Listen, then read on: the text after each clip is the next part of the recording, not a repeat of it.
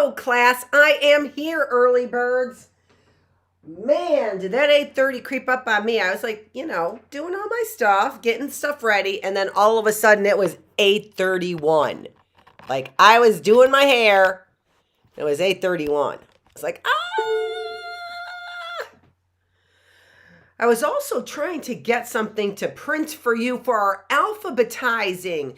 Now, this is our theme for this week. We are getting New Year's resolutions, of course, but we are getting ourselves organized. It is a great way. I don't care how young you are, right? I don't care how young you are. You could be crawling in the crib. Get that crib cleaned up and organized, would you please? Bumpers on the sides and little pillows up at the top.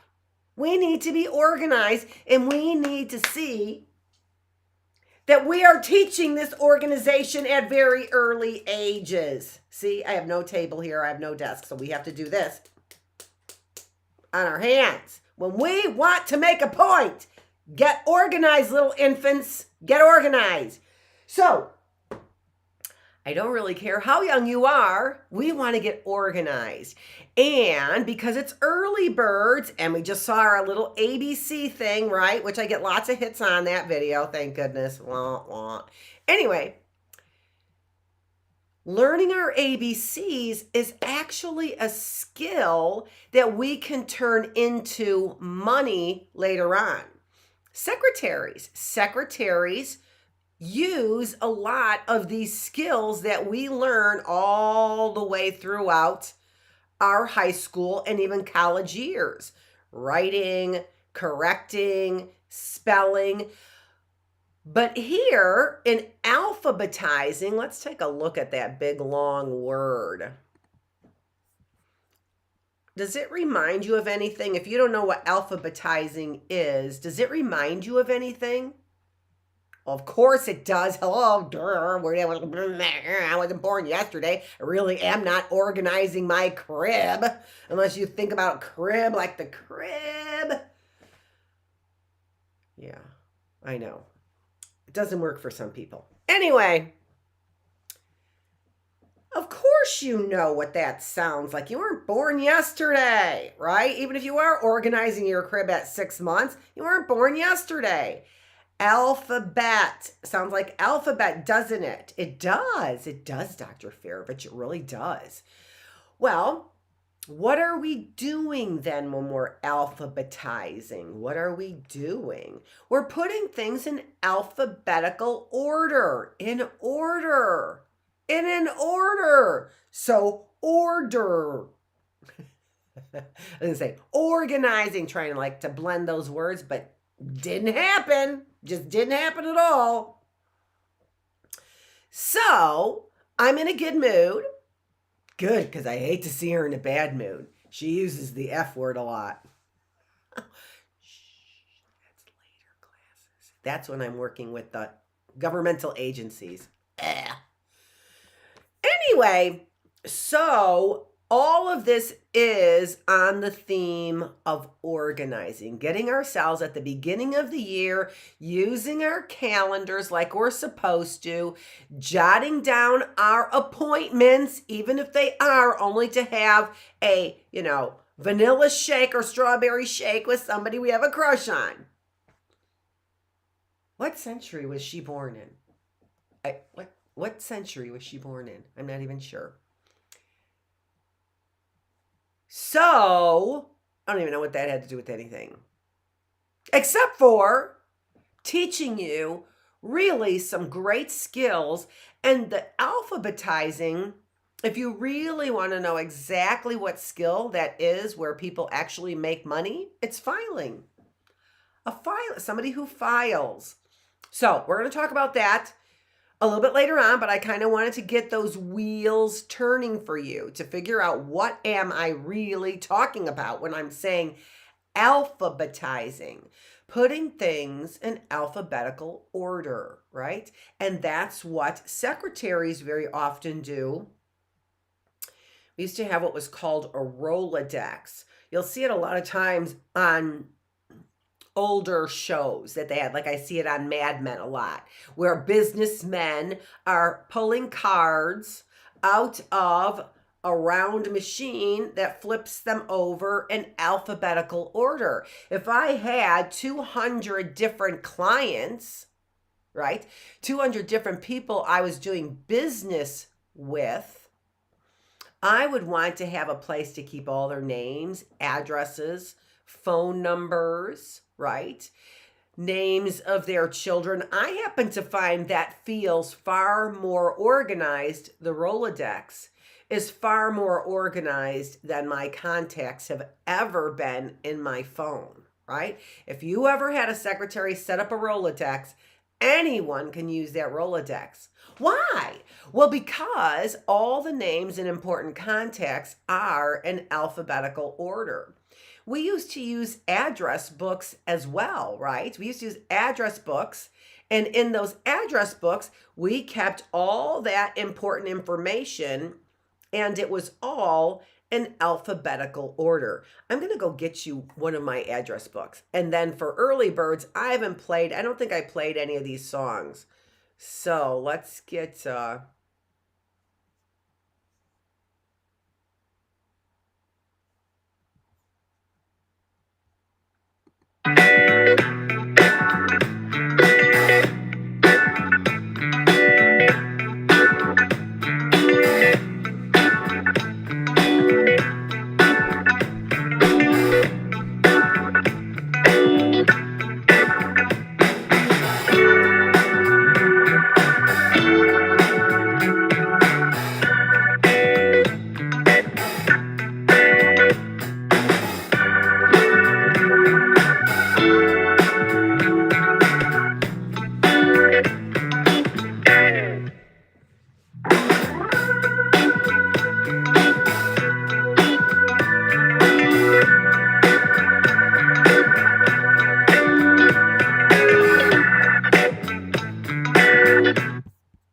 Oh, I just love that. I think it can keep your interest instead of turning this stuff off. You know, I just can't believe that I have all of these people's names and addresses and none of their phone numbers.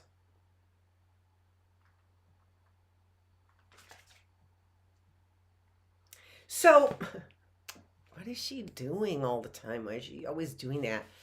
Address book. This is my address book from a long time ago. I was looking at these addresses that I have here.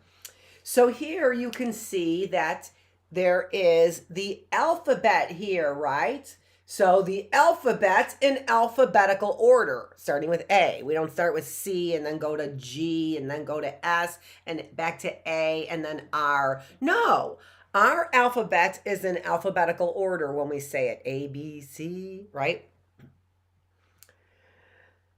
So what do we do there then? We go and we turn to the A's and B's and we look to see that where we've got all of our names and addresses. I don't know why there's quick references here.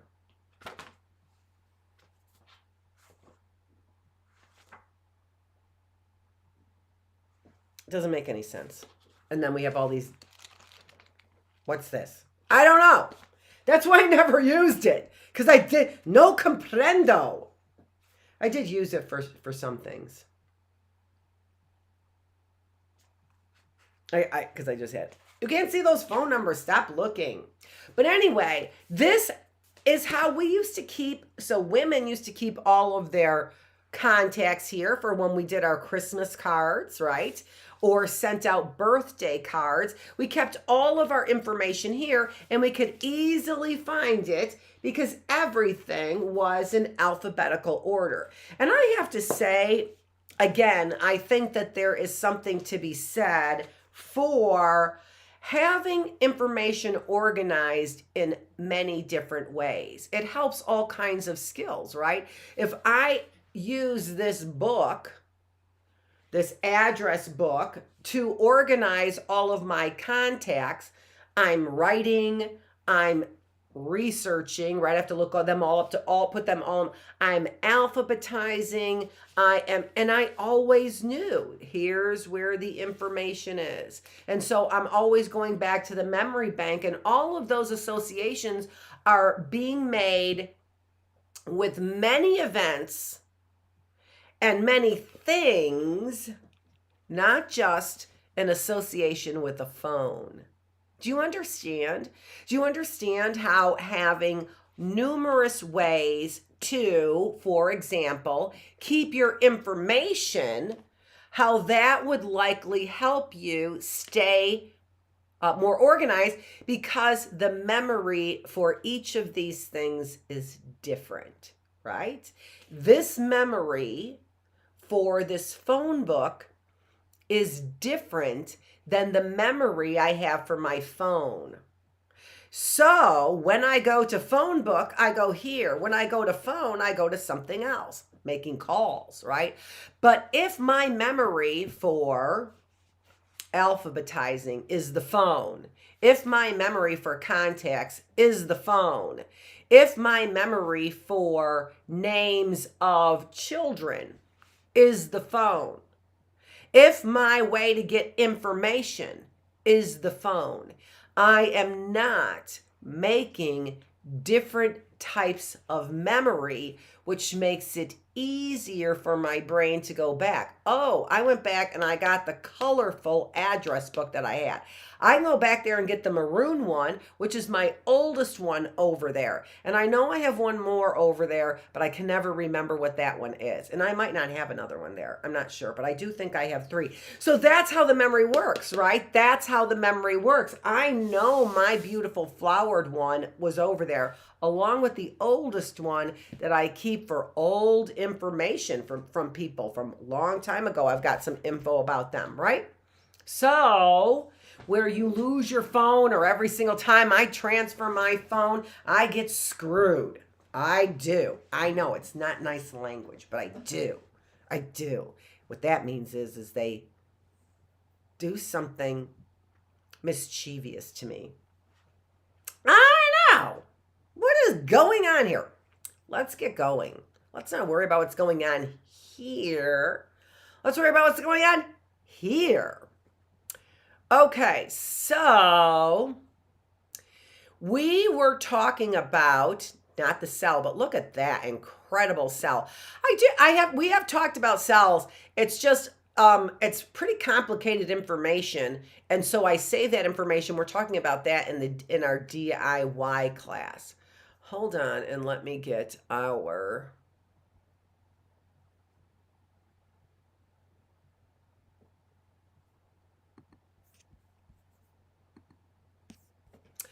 Teachable up here.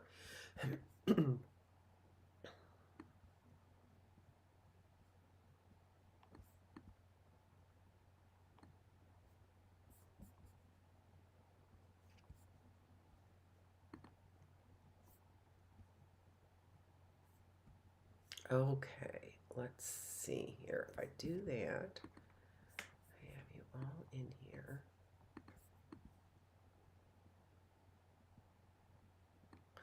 So this is from Hot Chocolate Teachables by Brooke Hamir.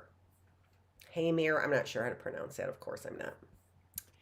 All righty. Let's move. All right. So we were talking about setting big goals yesterday. So if you are wondering, so our New Year's resolutions and setting goals on day 111, we were talking about these goals that we were setting and how to set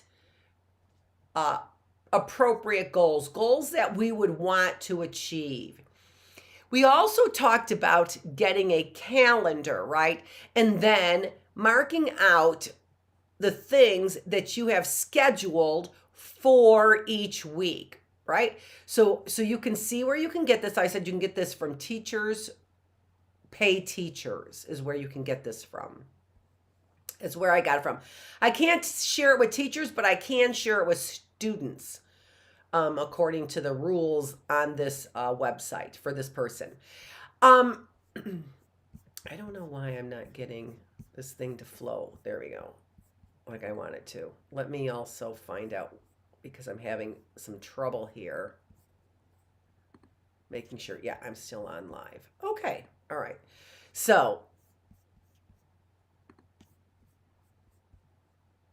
So scheduling things out. And when you schedule each week, what is a good idea is to put in some of those goals right in your weekly schedule. So if you wanted to read more, and in this goal setting planner here doesn't allow me to copy and paste. So this output, whatever you call this document is not allowing me to copy and paste. So that's the reason why I don't have the times over there, because it just was taking a long time to retype the same thing instead of copying and pasting, and which I wanted to do was copy and paste. So so that's the reason why I couldn't like go and take this classroom. See, it doesn't let me do that. So I'd have to and move the classroom again and again and again over to Wednesday and Thursday. But this is the best way for you to make sure that you are, first of all, staying organized when you've got so many things to do, right? Many of you have got not only classes that you have to worry about, but many of you also have to worry about sports or things like piano lessons, classes, right? So all kinds of things that you have to worry about. So this is a good reason that you would want to put together a weekly schedule for yourself, right? Especially as you get older. When you're younger, maybe not so much, right? I'm going to be running around the yard from 5:30 to 6. Yeah, maybe not so much, right? But even for younger kids, you should be having some responsibilities, like some chores that you should be doing, right? So keeping organized by keeping your room clean, right? So those are things you can put here. Even if you're very young, you can put here, right? Clean up the bumpers in my crib. Put the pillow at the head of my bed. Make sure my blankets are neat, right? All of you can be doing this. I don't care what age. So maybe what you do, which I haven't been doing recently as much. And it's kind of funny because I just happen to like my bed a little messy. I just changed the sheets. So you would think I would want my bed all pristine and made. It's all clean. It looks so clean and it looks so comfy when it's just a little messy. Not a lot messy. I don't have like different colored blankets showing up all over the place. No, my bed is usually pretty nice. I like to keep a nice bed. It keeps a clean home. Martha Stewart said even if your vacuum's out, it looks like you're always in the midst of cleaning. So some little things that keep a clean home. Number one, your bedroom really does look neat when your bed is made. But my bedroom's pretty neat right now, other than the moving boxes I keep tripping over and having to dig my stuff out of now that I'm living out of boxes, my sons of mine. Anywho. And yesterday we left off with making sure that you have a weekly menu. Now, if you remember what I said, what you want to do first of all is you want to not change your eating habits at all. So you want to make sure that you're writing down the things that you are eating without changing your eating habits at all. So yesterday, I'm going to try and see, but you want to do this every day, because if you have to think about it, like I'm trying to think about it from yesterday, it's not always easy to do. So when you're trying to, in particular, maybe you're working at changing your diet, well, then you really want to make sure you know what your diet is. We call that a baseline. Getting your baseline. What do you do normally? That's your baseline. And then after we write down things that we do normally, then we look at our chart and we see what we want to change. All right? Do you see how this, just a simple goal setting or planner, can help us even with things like diet or even things with like disease, right? If we have, you know, IBS, or Crohn's disease or whatever. We don't hear about as much about those diseases anymore, probably because everyone started attacking the food industry. So they're like, oh, we're going to shut up about those diseases. We're just let people moan in their own homes. Moan in silence. Yeah, let's get them to moan in silence. So I'm trying to think about what I had yesterday to eat, right? And so first of all, I know I had coffee. I also know I had, and I'm going to name the name, Pepsi, because different pops. I could put pop. Actually, I am going to put soda up there, soda pop. So we don't have any names, because I haven't gotten anything from Pepsi, and I should, because I know I'm known all over the world, so whatever.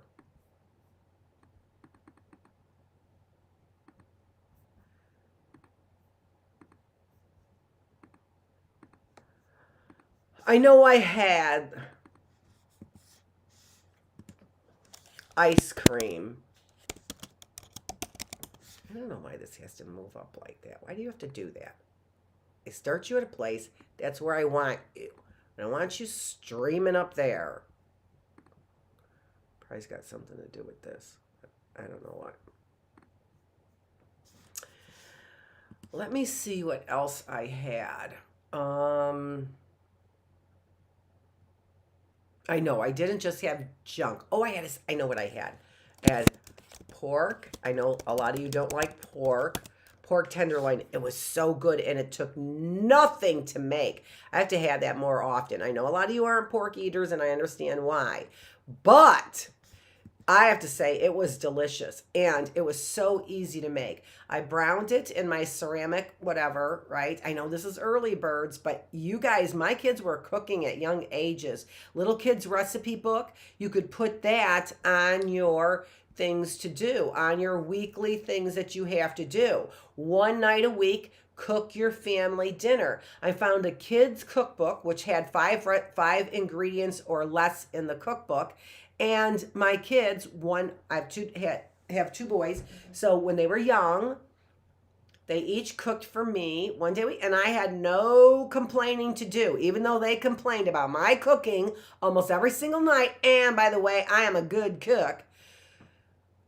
No complaining. No complaining. They burnt it, no complaining. That was also a wonderful little exercise and being kind to one another, right? No complaining. My boys cooked me a meal. They never used to cook before. I got them to cook me a meal. And they didn't want to burn the meal. They didn't want the meal to taste gross. So they gave it their best effort. So who am I to complain? I had somebody cooking for me 2 nights out of the week, and they were trying their best. So who was I to complain? So there was absolutely no complaining about their meals, despite the fact that they continued to complain about mine. That meatloaf was good. They're like, yeah, but we had it for a whole week. No, you didn't. No, you didn't. Ugh. Some people had that in their lunches. So just take that. So I had pork tenderloin. Oh, so you brown it and then put it in a 400-degree oven for about, honestly, 20 minutes. It has to be warmer in the middle than what they say. They say 145. That comes out too pink. 145 in the middle. Temperature in the middle should be, I took it out at 160 is what I took it out as. Some of the skinnier piece was a little overdone in 20 minutes. The fatter piece was a little underdone in about 20 minutes. But how's that for cooking a whole tenderloin, browning it up? It made my house smell so delicious. So I don't care how long it takes to brown something. That's easy peasy, right? And not that putting it in the oven is hard, but waiting is. So you put it in the oven, with a little bit of water down there after you browned it. Oh, I had gravy. I have gravy. I made gravy. And that was easy too. You want to know what I did? All I did was I took the pork tenderloin then out of the ceramic cast iron pan, but I had the, it's got the ceramic coat on it, or enamel, right? So I browned it in that. Then after it was really brown, but very, raw in the middle, browned that whole thing, and then put water in it, a little bit of water, put it in the oven, let it cook for about 20 minutes, came out, added some more water. Should have had, I didn't want to open up a great big thing of chicken stock, but I could have done that, right? Put some stock in there. Oh, I did. I put a bouillon cube in there, chicken bouillon cube in there. Oh, with all of the seasonings that were in there, and then the water, and then butter, cream, and a little bit of flour, thickened right up. Oh my gosh. So I literally had pork tenderloin in about 45 minutes, something like that. Yeah, about 45 minutes if I smushed it all together. You know me. So I had pork tenderloin, and believe it or not, I had a salad yesterday. Now, that's because, you want to know why I had a salad yesterday? Because I was on here. And I was doing this weekly menu for myself and talking to you about a baseline, knowing that I had not had vegetables in a long time. I also had a protein shake. You saw that I had that on here. So I had a protein shake, and that protein shake had in it fruit. So I got some frozen fruit. I don't know how much frozen fruit still actually has any nutritional value in it, but it makes me feel better. I did put orange juice in there. So this is my creamsicle tasting, my creamsicle flavored, what do I call those? Protein shake, right? So orange juice, vitamin C in there, orange flavored omega-3, my protein shake flavoring, and milk. Okay? So you get a baseline, right? And you should do this at nighttime. It's a really great idea to do it at nighttime. There are many other things you can do in your list of things to do at nighttime, like write down 3 good things that happened that day. Those are great things to do for our organized list. Then if you also remember, we talked about the weekend as well, right? The weekend and how we do a lot of extra things on the weekend. So this is another place where we might be able to get some of our goals accomplished, read more, right? Spend quality time with our family, call grandma, right? Call an old person, volunteer. All of those things can help us really get engaged in life and enjoy our lives more, just simply because we got organized about the things that we like to do.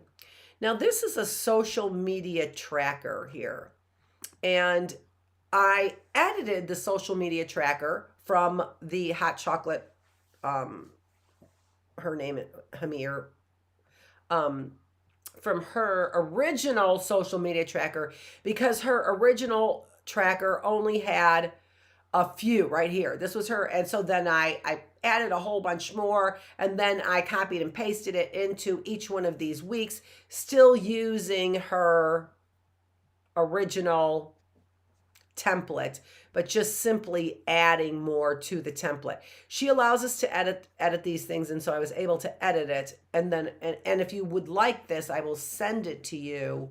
But here I filled it in with kind of an update for all your social media. Now, I don't know why she had the boxes, the circles to the right of the social media. But for me, what I suggest is that you get a baseline on, you only need a baseline on 2 days probably. How much time? So in those little circles there, you write down how much time you spent on any one of those social medias, right? So I tried to think of as many as I could, the most popular. I didn't put Twitter up there because I don't think I put Twitter up. Oh, I did. I did end up putting Twitter up there. So yeah, so I got as many social media platforms as I could think of. And then Oh, that's not it.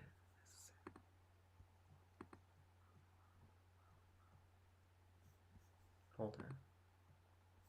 There we go.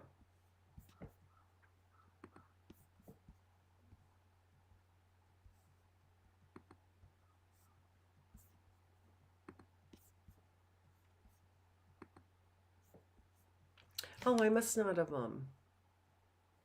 okay, never mind.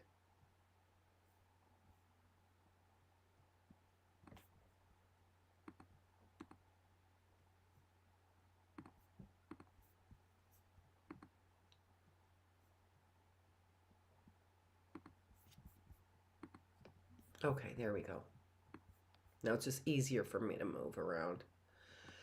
So in each one of those boxes, what you would want to do is you would want to start with probably starting with, maybe even today. So Wednesday and Thursday, you put in the amount of time that you spent on any one of those social media platforms. And again, you may not spend time on any one of those. You might have to cross one out because you spend time on something else. Maybe you do more of just, surfing. How about just plain, I probably should have put that there. Just surfing the internet. How much time do you spend doing that, right? So then get an idea, and then of course, how much time you spend on those. And then of course, after you have an idea what your baseline is, how much time you spend on each one of those, then you are able to change the amount of time. So that might be a goal that you have, is to decrease the amount of time that you spend on social media. All right, let's go back to our weekly planner here.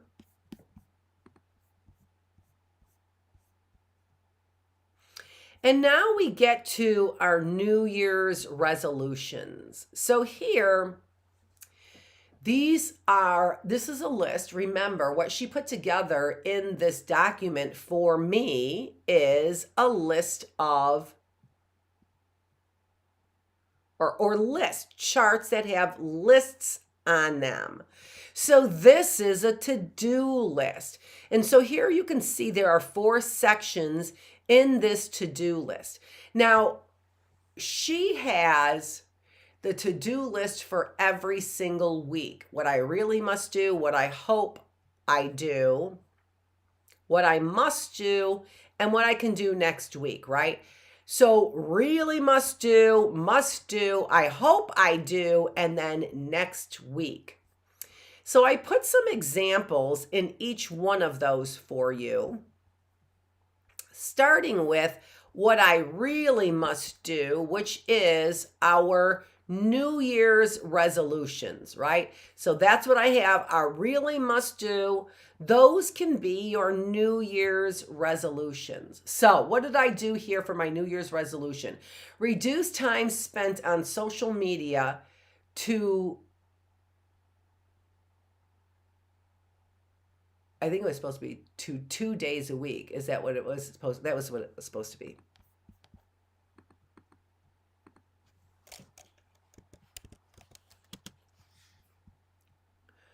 For 1/2 an hour.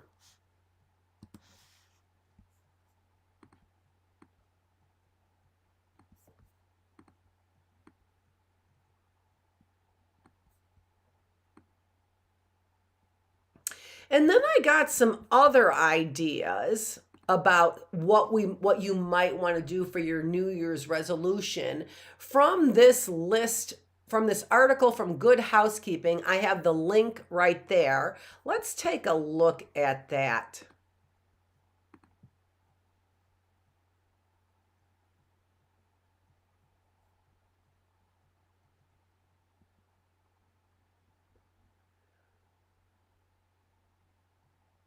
I think I've got it here. I'm not sure. Let me see here.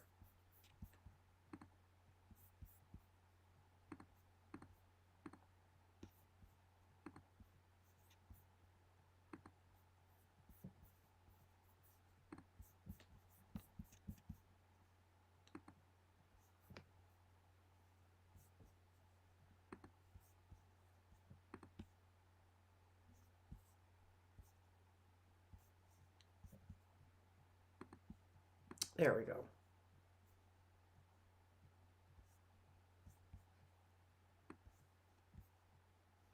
So here's a list from Good Housekeeping of 65 different New Year's resolutions. Let me make sure. Oh, you can't see it. Let's do this.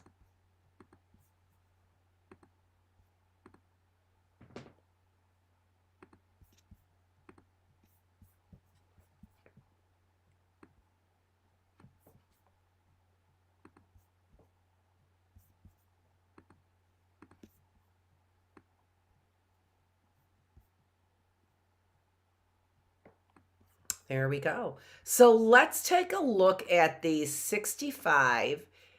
Maybe we won't get through all of them. We only have one more minute of class. Different goals for New Year's resolutions. So I got that one, right? So the idea that I had here is to start a gratitude journal. That idea I got from this Good Housekeeping article, right? So number one, start a gratitude journal. This is also something that I said, if at the end of your day, you just write down three good things that happened that day. Make time for family. We talked about that. Put that in your calendar. Build a better budget. So that would be a goal, to build a budget. Or you might even start saying something like save money. For younger people, you might save a certain percentage of your allowance. Practice mindfulness. Practice mindfulness. So this is a time where you spend some time thinking and meditating. It doesn't have to be formal, right? It doesn't have to be formal. I'm going to keep going through these. Cook something new each week. We talked about that. Read more books. Create a cleaning schedule that you'll stick to. Remember what we said about our goals. They have to be SMART goals. I went back over there to see what I was talking about. Mindful meditation does not have to be something that you are practicing very formally, right? It may be something that you are just spending some quiet time by yourself. Commit to a healthier sleep routine, right? So think about these. Are you getting and calculating your sleep? Join a club so that you're engaged. So mindful meditation, again, some of these things might be more formal, right? But some of them might just be a way for you to relax. Learn to love vegetables. That means cooking and creating some great recipes with vegetables, right? So exercise your brain, become a plant owner, take the stairs, start doing yoga with somebody, a friend, a partner, plan a vacation. Those are fun. Head to a day spa. Maybe what you do is you just take your sister and you get your nails done, is what you do, right? Or something fun like that. Make time for cuddling. Many relationships have a day where they have date night. Drink up water, drink more water. Chill out, letting go of the anger, right? Figuring out how you can let go of the anger. Jumpstart a new career.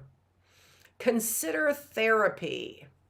Volunteer regularly. We talked about that. Get in a body positive mindset. That might be mindful meditation.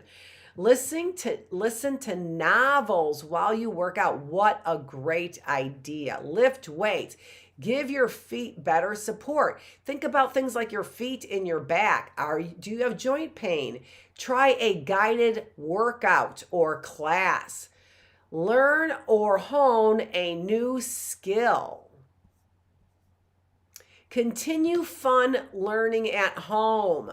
So yeah, figure out what you can learn at the house instead of sitting down or just hiding in your bedroom. Stop procrastinating on a tough decision. You could put those decisions on your calendar. Decorate with family history. Try hydrotherapy. Delegate more chores like I did with my boys. 1 day a week, each of you cook, and I'll buy you a nice, easy cookbook. Keep clutter out of the kitchen. Wear workout gear that makes you feel good. I think that's smart. That gets me, when I have cool outfits, I work out more. Upcycle your wardrobe for good. Explore new hobbies. Give yourself a new look. Invest in your skincare routine. Some of these encourage you to spend money, maybe that you don't need to. Play upbeat music. I do, but I don't have to buy those great big expensive giant earmuffs to listen to it. Start walking more. Write to yourself. That's journaling. Do one thing at a time. I noticed in this in the show Mad Men that I'm watching, that when Don Draper was doing better with psychologically, he was writing. So there was a lot of time where he spent journaling. So I think when you convey the health of that in your sitcoms or your movies or your shows or whatever, your binging, I think that that's a really good idea. You can clearly see, even though it's acting, you can clearly see the benefits of doing something like journaling, even when you see somebody do it in the movies, for example. That was in Mad Men. Okay, let's see. Make chaotic zones calm. That's smart. Get things organized. Source books, embrace your new work. Oh, whoops. Sorry, that's an ad.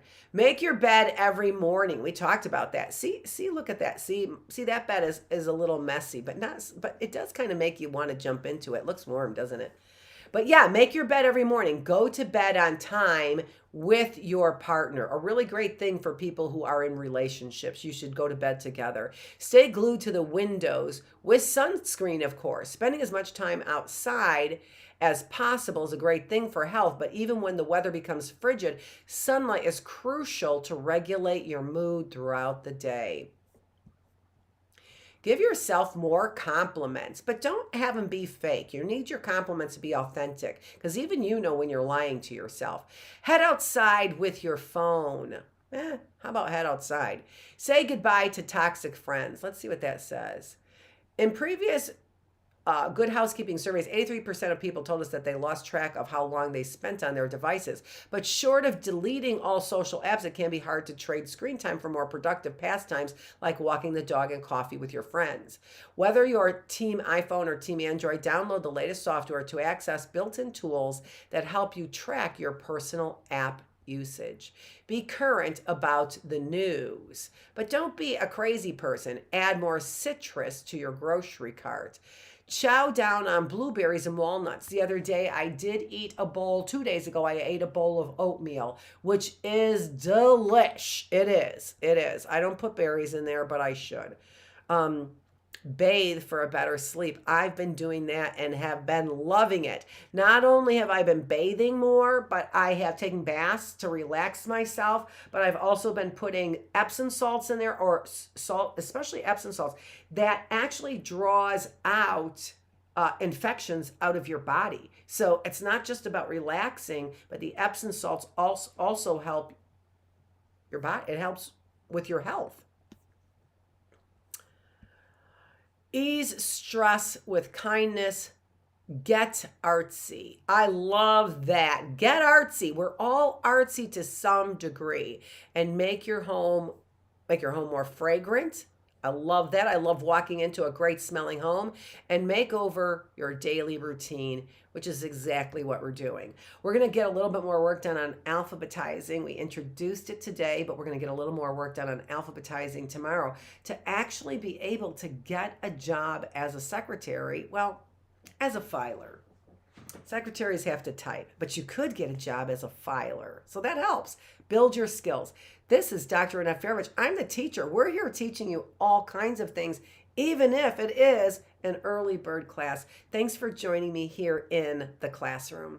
I'll see you tomorrow. We're on day 112. All right, I do that to be able to, there we go.